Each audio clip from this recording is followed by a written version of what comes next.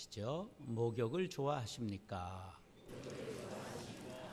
우리나라의 목욕 문화가 관광 상품화된 것을 아십니까? 일본이나 중국에서 관광을 오신 분들이 사우나를 들려가지고 때밀이를 하고요. 거기에서 나온 때를 보석과 같이 뭉쳐가지고 기념품으로 가지고 갑니다. 너무 신기해서 이태리에 가서 이태리 타올을 살라고 그랬더니 없더라고요. 우리나라만 갖고 있는 아주 독특한 문화가 되었습니다. 우리가 자랄 때는 목욕이 연중 행사였죠. 설 되기 전에 이제 가서 푹 담궈서 불 커가지고 그걸 불판다고 그래요. 그냥 불 커가지고 퉁퉁 부르면 이제 미는데 거의 국숫가락이 나와서 국수 공장이 거의 그때 목욕탕 옆에 자리 잡고 있었어요. 그렇게 그 시절에 요 봄철쯤 되면 학교에서 불시에 때 검사를 했습니다. 그러면 그냥 침을 뱉어가지고 얼른 문지르고 이렇게 문지르고 웃는 사람들은 다 경력이 있는 거지요.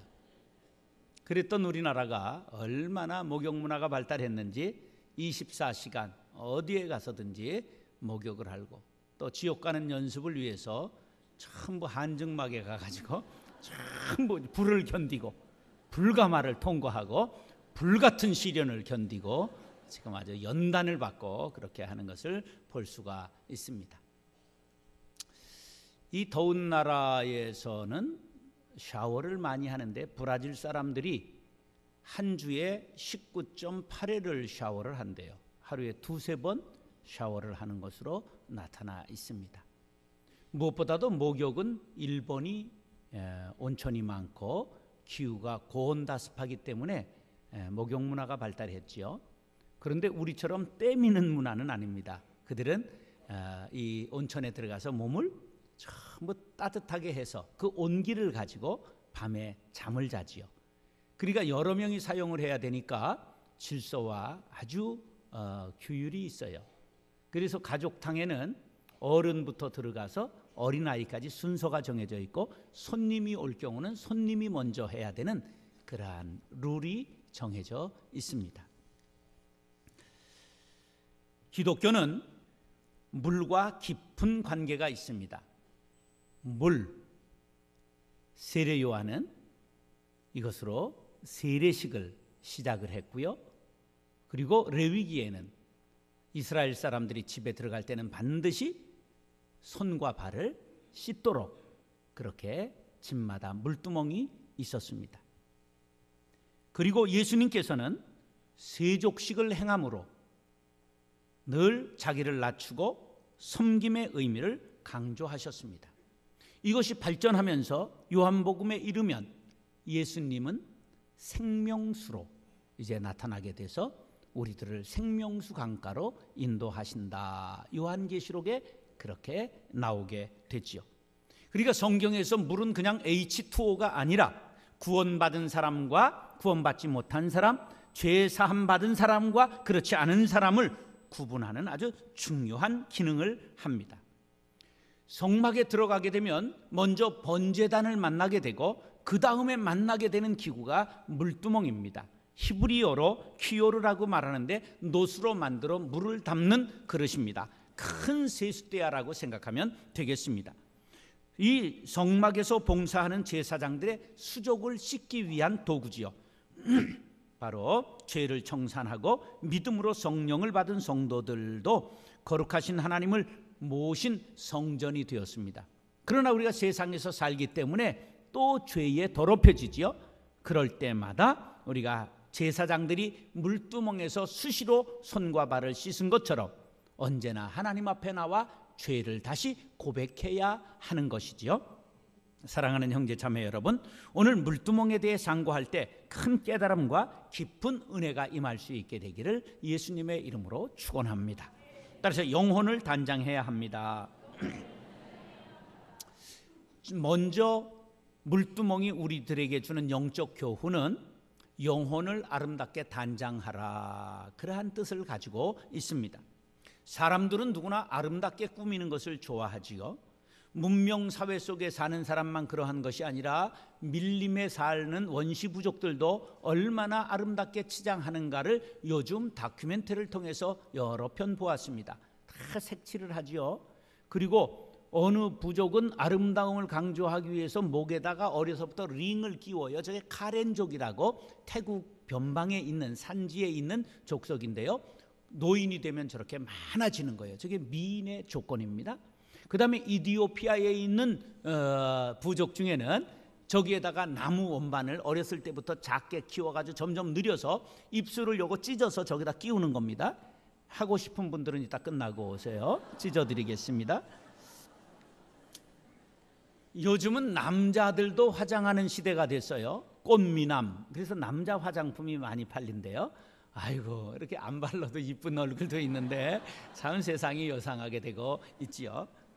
자, 이런 시대를 사는 우리들에게 물두멍이 주는 교훈이 뭘까? 17절 18절 시작. 여호와께서 모세에게 말씀하여 이르시되 너는 물두멍을 놋으로 만들고 그 받침도 놋으로 만들어 씻게 하되 그것을 회막과 제단 사이에 두고 그 속에 물을 담으라.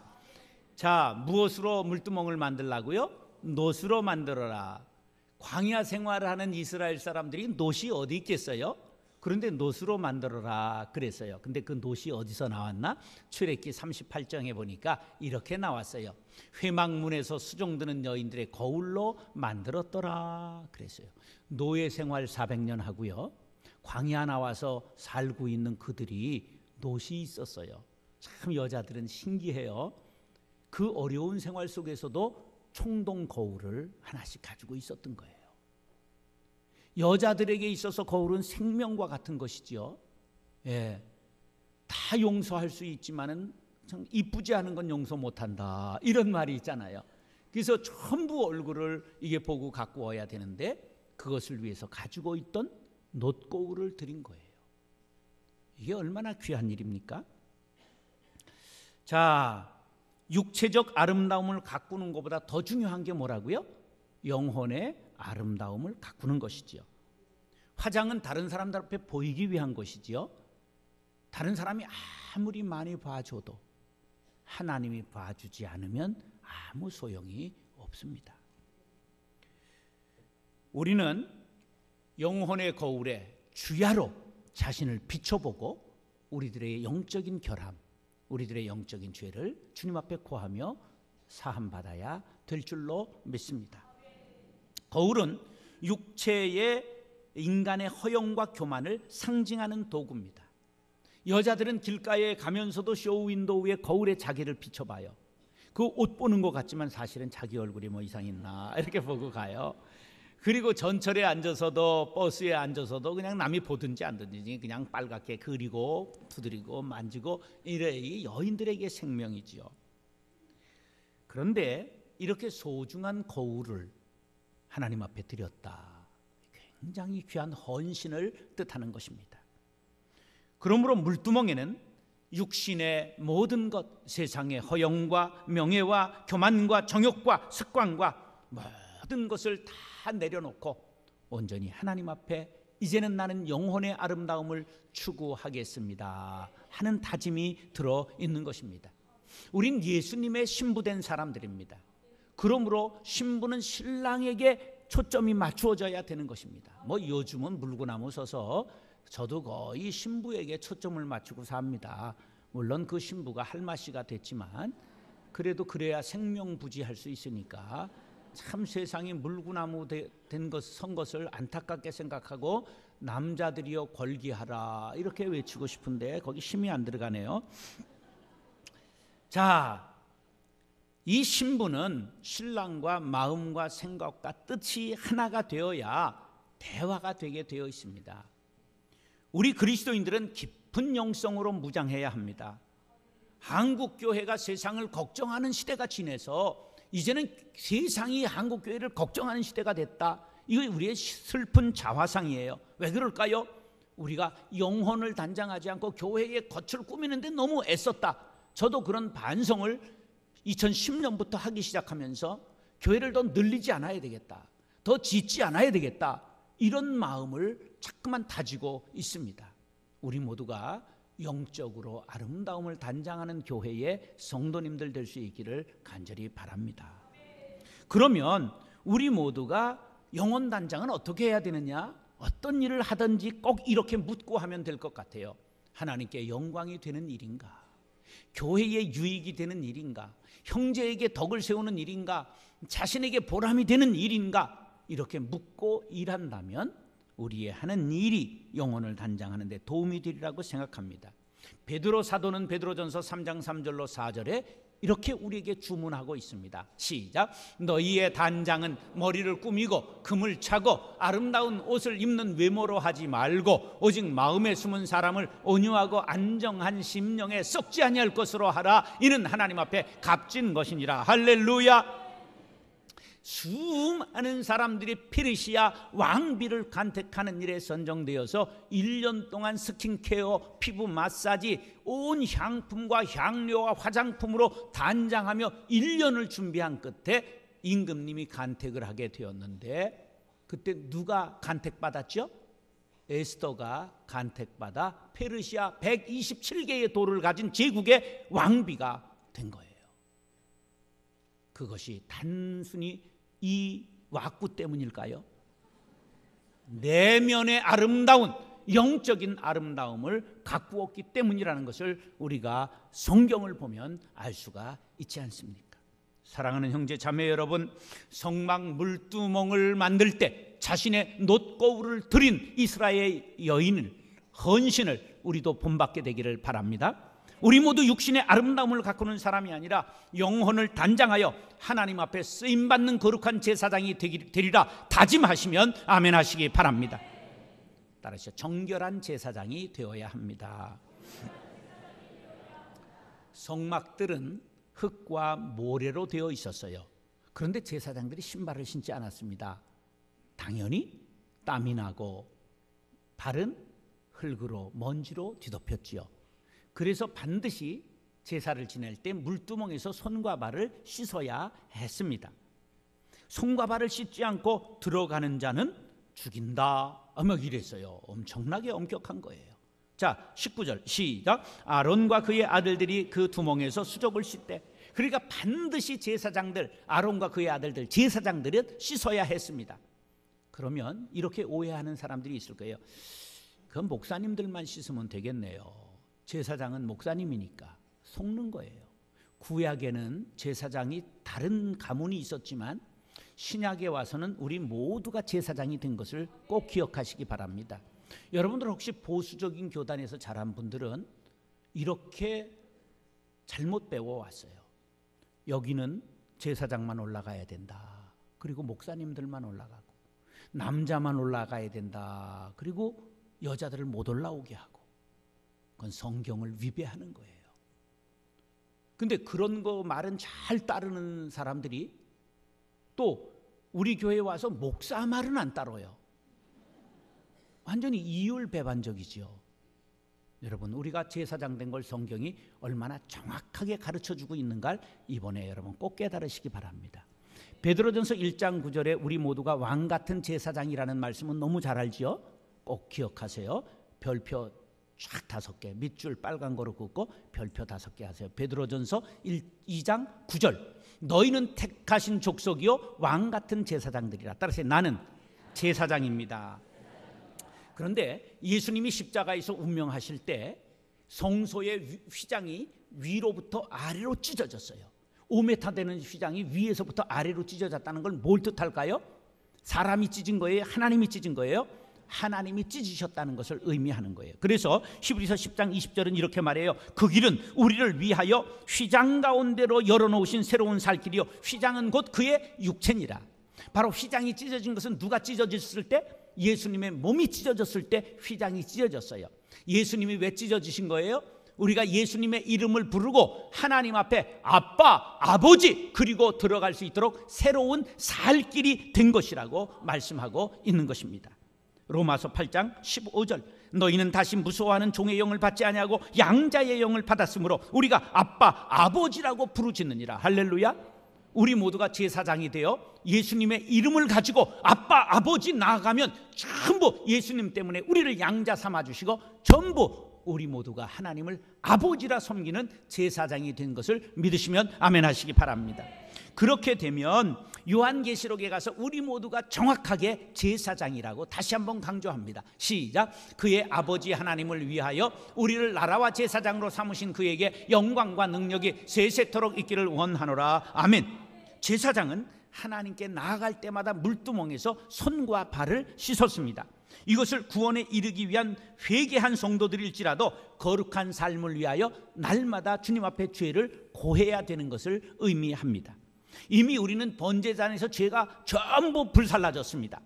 마귀의 자녀에서 하나님의 자녀로 신분이 바뀌었고 하나님과 화목하게 되었고 형벌을 면제받아 의로운 자녀들이 되었습니다. 그럼에도 불구하고 죄악 세상에 살기 때문에 제사장들이 손과 발에 먼지가 묻은 것을 물두멍에서 씻은 것처럼 하나님 앞에 나올 때마다 예수의 이름으로 고백해야 되는 것을 믿으시기 바랍니다. 자, 그래서 베드로가 세족식 하려고 예수님이 발을 내밀어라 그러니까 못합니다. 그럼 너는 나와 상관이 없다 그러니까 나 그러면 몸을 다 씻어주세요. 그러니까 이미 목욕한 사람은 필요 없고 손과 발만 씻으면 된다 그러셨어요. 그 의미를 이렇게 해석할 수 있습니다. 자, 목욕은 번제단과 같은 거예요. 자, 그 다음에 발과 손을 씻는 건 물두멍에 씻는 것을 뜻하고요. 이것이 교리로는 목욕한 건 중생을 뜻하고 거듭난 걸 뜻하고 발은 우리가 때때로 고백하고 자백하는 걸 뜻하는 거고 죄는 원죄가 씻음 받은 걸 뜻하고 그 다음에 자범죄가 우리가 늘 스스로 짓는 죄들을 씻는 것을 의미하고 그리고 목욕은 한 번만 하는 것이요 손과 발은 수시로 씻는 거예요. 손과 발 하루에 몇 번 씻으라고 그러죠? 8번 씻어야 깨끗하다. 그렇게 광고하는 거 못 보셨습니까? 이와 같이 물두멍은 우리가 성결한 제사장으로 유지되기 위해서는 수시로 죄를 씻도록 우리에게 말씀하고 있는 것입니다. 그러면 무슨 죄를 고해야 될까? 우리의 몸으로 짓는 죄, 우리의 입으로 짓는 죄, 시간을 바르게 사용하지 못한 죄, 우리가 재물을 바르게 사용하지 못한 죄를 하나님 앞에 고해야 하는 것입니다. 그렇게 될 때 하나님께서 우리에게 능력을 덧입혀 주셔서 성결할 뿐만 아니라 능력 있는 제사장이 될 줄로 믿습니다. 정결하고 능력 있는 제사장이 되는 비결이 무엇이냐? 주님과 함께 사는 것입니다. 데살로니가전서 5장 10절 시작. 예수께서 우리를 위하여 죽으사 우리로 하여금 깨어 있든지 자든지 자기와 함께 살게 하려 하셨느니라. 아멘. 주님과 함께 살면 우리 모두가 주님께서 우리에게 성령을 보내주시고 우리를 성결한 제사장으로 살게 해주실 줄로 믿습니다. 사랑하는 형제 자매 여러분, 성령 하나님과 늘 동행하며 물두멍에서 죄를 씻고 정결한 제사장으로 신령한 제사를 드리는 거룩한 제사장들이 될 수 있기를 예수님의 이름으로 축원합니다. 따라서 한없는 은혜의 강에 몸을 담가야 합니다. 근데 이 물두멍이 묘한 것은 성막의 모든 기구들은 정확한 모양뿐만 아니라 규격과 치수가 정해져 있는데 물두멍만 유일하게 규격이 치수가 없습니다. 이게 무슨 의미일까? 이거 하나님이 까먹으셨을까? 아닙니다. 여기에 영적인 비밀이 있습니다. 20절, 21절 시작. 그들이 회막에 들어갈 때에 물로 씻어 죽기를 면할 것이요 제단에 가까이 가서 그 직분을 행하여 여호와 앞에 화제를 살을 때에도 그리할지니라. 이와 같이 그들이 그 수족을 씻어 죽기를 면할지니 이는 그와 그의 자손이 대대로 영원히 지킬 규례니라. 아멘. 자, 여기 강조하는 게 뭐냐? 물로 씻어 죽음을 면하라 그러는 거예요. 씻지 않으면 어떻게 된다? 죽는다 그런 거예요. 이게 우리가 작은 죄라도 씻지 않고 자꾸만 우리가 그것을 덮으면 양심이 화인 맞아 결국은 멸망에 이르게 된다 그런 거예요. 여러분 꼭 오늘 작은 죄라도 전부 주님 앞에 고하고 깨끗한 마음으로 돌아갈 수 있게 되길 바랍니다. 자, 이렇게 회개하지 않고 직접 하나님께서 죽인 사람들의 이야기가 나오죠. 아론의 아들 나답과 아비후가 각기 향로를 가져다가 여호와께서 명령하시지 아니한 다른 불을 담아 여호와 앞에 분향하였더니 불이 여호와 앞에서 나와 그들을 삼킴에 그들이 여호와 앞에서 죽은지라. 대제사장의 아들, 다음에 대제사장 될 사람들인데 하나님의 법도를 지키지 않아 즉석에서 불이 나와 삼켜 태워 죽이고 말았습니다. 이렇게 규례가 엄격한 겁니다. 그런데 그 속에 은혜로운 규례가 담겨 있는 게 바로 뭐냐? 물두멍인 거예요. 왜? 아무리 큰 죄라도, 아무리 많이 반복한 죄라도 나와서 고하기만 하면, 씻기만 하면 되는 것처럼 고하기만 하면 전부 용서해 주신다. 횟수에 제한이 있을까요? 없을까요? 없어요. 크기에 제한이 있을까요? 없을까요? 없어요. 김대도 고재봉도 전부 회개하고 용서받고 천국에 간 것을 믿으시기 바랍니다. 이것이 바로 무제한적인 하나님의 은혜인 것입니다. 물두멍은 바로 무제한적인 하나님의 은혜를 보여주기 위해 치수와 규격이 기록되어 있지 않다는 것을 기억하시기 바랍니다. 우리는 누가 자식이 잘못하면 그러잖아요. 너 두 번째다. 한 번만 더 그러면 너 뒤진다. 막 이러는 거예요. 그건 용서한 겁니까? 벼르는 겁니까? 벼르는 거예요. 근데 우리 주님은 뭐라고 하셨어요? 70번씩 7번이라도. 그랬더니 어떤 또 좀 이게 안 돌아가는 사람은 70번 곱하기 70, 77이 49, 490번. 너 450번째다. 이렇게 하라는 게 아니에요. 끝까지 용서하라. 끝까지 용서하라. 여러분 혹시 도장 찍으려고 하는 사람 있습니까? 끝까지 용서하시기 바랍니다. 우리 집사람한테 물어보세요. 한 1000번은 찍을 뻔했다 그럴지도 몰라요. 참으세요. 참지 않으면 안 됩니다. 우리 구원을 받았잖아요. 그런데도 또 짓고 또 짓고 죄를 짓잖아요. 그래도 은혜의 보좌 앞에 나와서 고하기만 하면 전부 용서해 주시는 거예요. 은혜의 물두멍, 우리가 온전히 자신을 비추어 보고 그것에서 나의 죄인됨을 깨닫고 회개하시기 바랍니다. 마귀는 참소해요. 야야 너 같은 게 어떻게? 아닙니다. 나 같은 죄인을 위하여 물두멍 되시는 예수님이 십자가에 돌아가신 것을 믿으시면 아멘 하시기 바랍니다. 그래서 하늘을 두루마리 삼고 바다를 먹물 삼아도 다 기록할 수 없는 크고 놀라운 사랑을 주께서 베풀어 주신 것입니다. 만일 우리가 죄 없다고 말하면 스스로 속이고 또 진리가 우리 속에 있지 아니할 것이요 만일 우리가 우리 죄를 자백하면 그는 미쁘시고 의로우사 우리 죄를 사하시며 우리를 모든 불의에서 깨끗하게 하실 것이요 하나님은 죄 없다고 그러는 사람을 가장 미워하시고 죄를 나 죄인입니다 그런 사람을 사랑하시는 분이세요. 세상에는 두 종류의 사람이 있는데 자신을 의인이라고 생각하는 죄인과 자신이 죄인이라고 생각하는 의인이 있다. 꼭 기억하시기 바랍니다. 자신이 죄인이라고 생각하고 하나님 앞에 나오기만 하면 물두멍에서 전부 씻음 받는다는 사실을 믿으시면 아멘 하시기 바랍니다. 하나님을 만나는 유일한 길 물두멍입니다. 요한일서 2장 1절 시작. 나의 자녀들아 내가 이것을 너희에게 쓰면 너희로 죄를 범하지 않게 하려 함이라. 만일 누가 죄를 범하여도 아버지 앞에서 우리에게 대언자가 있으니 곧 의로우신 예수 그리스도시라. 아멘. 은혜의 물두멍, 은혜의 강가가 되시는 주님 앞에 나와 우리의 죄를 씻으시기 바랍니다. 사랑하는 형제 자매 여러분, 우리 모두 죄인입니다. 죄를 지을 수밖에 없는 연약한 사람들이지요. 그러나 낙심하지 마십시오. 우리를 위해 물두멍 되신 예수님께서 오셨습니다.